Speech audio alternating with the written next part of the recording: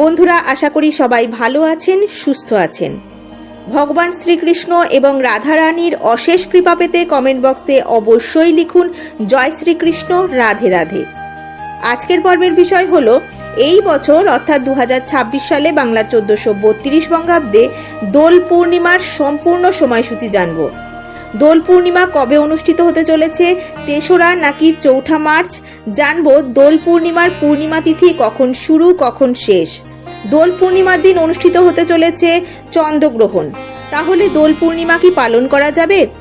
ভারত এবং বাংলাদেশে জেনে নেব চন্দ্রগ্রহণের সম্পূর্ণ সময়সূচি পঞ্জিকা অনুসারে।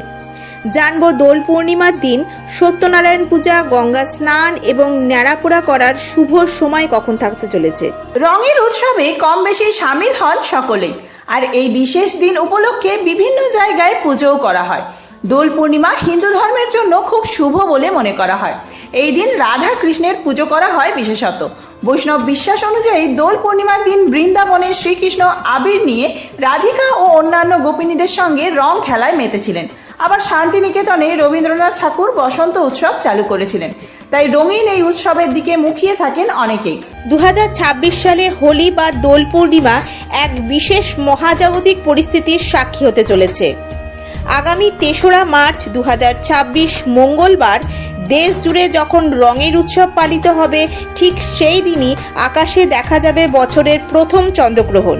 এই বছর হোলি বা দোল পূর্ণিমা নিয়ে সকলের মনে অনেক দ্বিধাদ্বন্দ্ব রয়েছে। চলুন জেনে নেই এই বছর 2026 বাংলা 1432 বঙ্গাব্দে দোল পূর্ণিমার সম্পূর্ণ সময়সূচি পঞ্জিকা অনুসারে। দোল পূর্ণিমা কবে অনুষ্ঠিত হবে, 3রা নাকি 4ঠা মার্চ? পূর্ণিমা তিথি কখন শুরু কখন শেষ? এই দিন যে চন্দ্রগ্রহণ অনুষ্ঠিত হতে চলেছে, সেই চন্দ্রগ্রহণের প্রভাবে দোল পূর্ণিমা কি পালন করা যাবে? এই দিন ভারত এবং বাংলাদেশে চন্দ্রগ্রহণের সময়সূচি কি থাকতে চলেছে?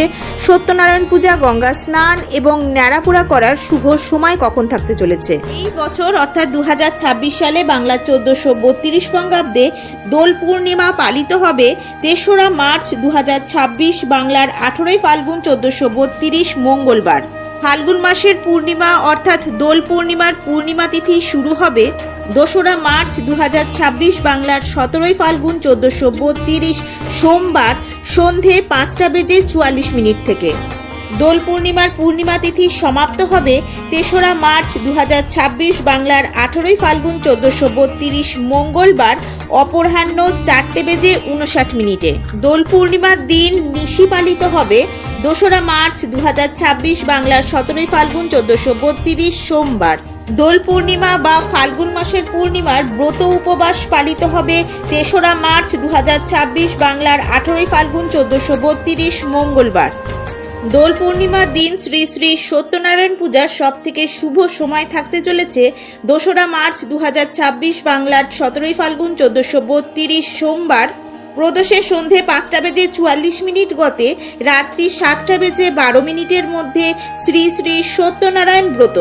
এই দিন গঙ্গা স্নান এবং দানের সময় থাকতে চলেছে 3রা মার্চ 2026 বাংলায় 18ই ফাল্গুন 1432 মঙ্গলবার সূর্যোদয়ের পর থেকে অপরাহ্ন 4:59 মধ্যে। এই বছর অর্থাৎ 2026 সালে বাংলা 1432 বঙ্গাব্দে দোল পূর্ণিমার দিন হোলিকা দহন বা ন্যাড়াপোড়ার সময়সূচি থাকতে চলেছে 3রা মার্চ 2026 বাংলার 18ই ফাল্গুন 1432 মঙ্গলবার সন্ধে 7:15 থেকে 8:50 মধ্যে হোলিকা দহন বা ন্যাড়াপোড়া সম্পন্ন হবে। এই দিন অমৃতযোগের সময়ক্ষণ থাকতে চলেছে দিবা 8:03 গতে 10:28 মধ্যে ও 12:54 গতে 2:31 মধ্যে ও 3:19 গতে 4:56 মধ্যে এবং রাত্রি 6:32 মধ্যে ও রাত্রি 8:55 গতে 11:17 মধ্যে ও 1:40 গতে 3:15 মধ্যে। এবার সব থেকে প্রতীক্ষিত বিষয়, দোল পূর্ণিমার দিনই অনুষ্ঠিত হতে চলেছে এই বছরের প্রথম পূর্ণগ্রাস চন্দ্রগ্রহণ। তাহলে কি দোল পূর্ণিমা পালন করা যাবে? এটি জানার আগে আমাদের জেনে নিতে হবে এই বছরের প্রথম পূর্ণগ্রাস চন্দ্রগ্রহণের সময়সূচি, অর্থাৎ কবে পড়েছে এবং কোন সময় এই চন্দ্রগ্রহণ শুরু হচ্ছে এবং কখন সমাপ্ত হচ্ছে। আরও জানতে হবে ভারত এবং বাংলাদেশ থেকে এই গ্রহণ কি দেখা যাবে। এই বছরের প্রথম পূর্ণগ্রাস চন্দ্রগ্রহণ পালিত হতে চলেছে ৩রা মার্চ ২০২৬ বাংলার ১৮ই ফাল্গুন ১৪৩২ মঙ্গলবার, অর্থাৎ দোল পূর্ণিমার দিন। এই গ্রহণ ভারত এবং বাংলাদেশ থেকে দেখতে পাওয়া যাবে, সুতরাং এর সূতককালও ধার্য হবে। ভারত বাংলাদেশ ছাড়াও অস্ট্রেলিয়া এবং উত্তর দক্ষিণ আমেরিকার বহু দেশে এই গ্রহণ দেখতে পাওয়া যাবে। এই গ্রহণের স্পর্শ অর্থাৎ আরম্ভ হবে দিবা ৩:২০ পূর্ণগ্রাস আরম্ভ হবে অপরাহ্ন 4:34 গ্রহণের মধ্যকাল হবে অপরাহ্ন 5:05 এবং পূর্ণগ্রাসের সমাপ্তি হবে সন্ধে 5:33। গ্রহণ মোক্ষ অর্থাৎ সমাপ্ত হবে রাত্রি 6:48। পূর্ণগ্রাসের স্থিতিকাল থাকবে 59 মিনিট, গ্রহণের স্থিতিকাল থাকবে 3 ঘন্টা 28 মিনিট এবং গ্রাসমান থাকবে 1.155।